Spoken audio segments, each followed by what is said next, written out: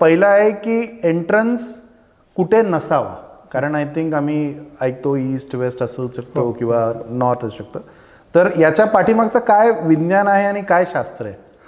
आता याचं विज्ञान ॲक्च्युली नसावं कुठल्या दिशेला हे जर विचार केला आपण तर नैऋत्य कोपरा जो आहे, जरा साऊथ वेस्ट म्हणतो आपण, बरोबर आहे, त्या दिशेला दार असलं फ्लॅटचं, फक्त एखादा फ्लॅट आहे आणि चार किंवा 8 फ्लॅट एका मजल्यावरती असतात, तर एखाद्या घराचं जर फ्लॅट त्या दिशा ती नैऋत्य दिशा असली आणि त्याचा एंट्रन्स जर तो आला तर तो ॲक्च्युली वास्तुपुरुष ज्याचा विचार करतो आपण, मी म्हणलं मगाशी की आम्ही शरीर बघतो वास्तूमध्ये, त्या तो वास्तूचा पाय त्या ठिकाणी येतो.